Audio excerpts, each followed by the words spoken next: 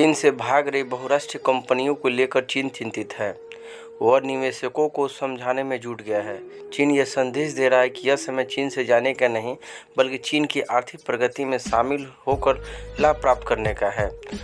Chinese economic. पिछले सप्ताह Chinese People's Political Consultative Conference का आयोजन हुआ। इस कॉन्फ्रेंस में शी जिनपिंग समेत तमाम कम्युनिस्ट नेताओं ने भाग लिया।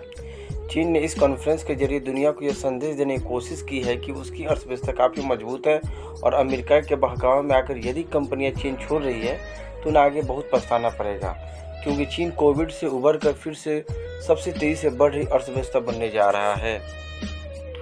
बहुराष्ट्र कंपनियों का चीन से भागना शी जिनपिंग की सरकार को कितना अखर रहा है, इसका उदाहरण चीन के सरकारी मीडिया ग्लोबल टाइम्स के संपादकीय से लिया जा सकता है।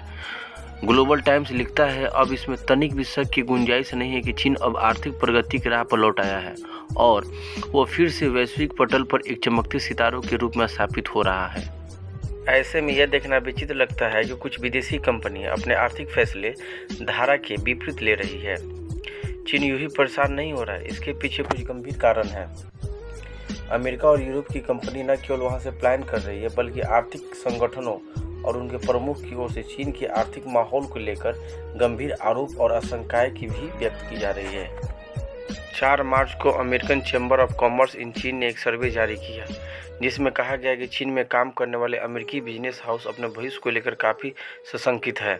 अधिकतर अमेरिकी बिजनेस हाउस का कहना है कि अब निवेश के हिसाब से चीन दुनिया के 3 सबसे प्रमुख देशों में शामिल नहीं रहा, इसलिए अधिकतर कंपनियां अपने निवेश की योजना चीन से बाहर बनाने लगी है। अमेरिकन ही नहीं, यूरोपियन निवेशक भी चीन से बड़ी तेज़ी से दूरी बढ़ा रहे हैं। हाल ही में सिटी ग्रुप इंक के यूरोपियन ऑपरेशंस के चीफ एग्जीक्यूटिव डेविड लिविंगस्टोन ने ब्लूमबर्ग टीवी के एक इंटरव्यू में कहा है कि उनके ग्राहक चीन से अपनी सप्लाई लाइन को कहीं और ले जा रहे हैं और यह सिलसिला आने वाले वर्षों में भी जारी रहेगा। यही नहीं, लिविंगस्टोन ने यहाँ तक कहा कि हम 1 दशक से यह ट्रेंड देख रहे हैं कि चीन से निकलकर कंपनियां मॉस्को और वियतनाम आदि देशों में जा रही है। उन्होंने कहा कि वे इलेक्ट्रॉनिक चिप के बिजनेस को भी चीन से बाहर जाते देख रहे हैं, क्योंकि पूरी दुनिया ने देखा कि किस तरह से चीन ने कोविड के दौरान फ़ोन से लेकर कार तक के इलेक्ट्रॉनिक चिप की आपूर्ति पर रोक लगा दी थी। यह ठीक भी है कि चीन से अब इलेक्ट्रॉनिक चिप की कंपनियां अपना बुरिया भी से समेट रही है। सबसे ज़्यादा प्रभावित कंपनी एप्पल ने इस काम को पहले कर दिया। इसके अलावा गूगल, अमेजन, सैमसंग और वेल्वो ने भी चीन से निकलना शुरू कर दिया है।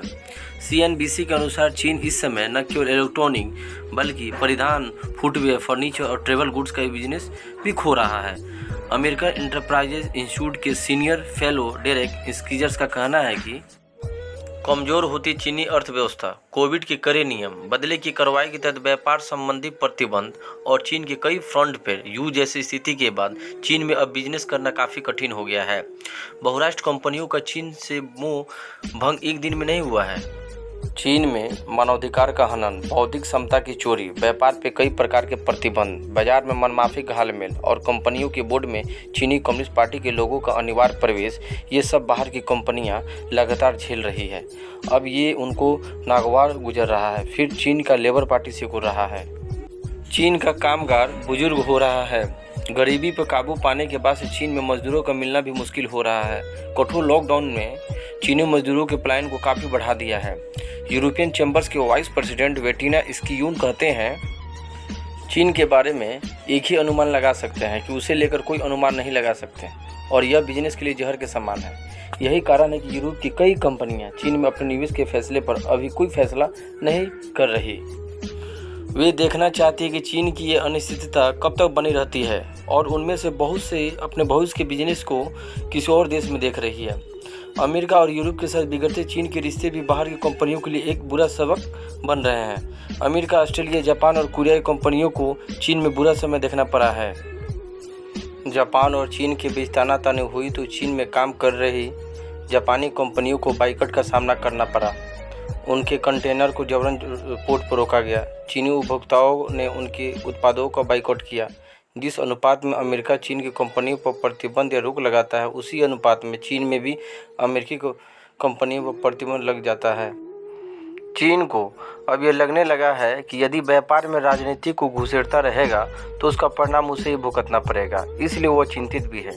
ग्लोबल टाइम्स लिखता है कि यदि लंबी अवधि के वैश्विक परिदृश्य को देखें तो चीन से ज़्यादा संभावना वाला कोई देश नहीं है। असीमित निर्माण क्षमता और सप्लाई चेन की बड़ी आधारभूत संरचना के साथ चीन आगे बना रहेगा। यदि कुछ विदेशी कंपनियों को उसके बाद भी व्यापार में कोई गड़बड़ी दिखती है और उपलब्ध संभावनाओं का लाभ नहीं उठाती और अब अमेरिका के साथ गठजोड़ में चीन से अलग होती है, तो यह उनकी समस्या और नुकसान है। पर लगता नहीं कि चीन का अमेरिका या यूरोप से टकराव कम होने वाली है। चीन ने अपनी आर्थिक ताकत के कारण ही दुनिया में अपना दबदबा कायम रखा है। यदि आर्थिक रूप से चीन कमज़ोर हुआ तो इसका खमियाजा शी जिनपिंग को सबसे अधिक भुगतना पड़ेगा।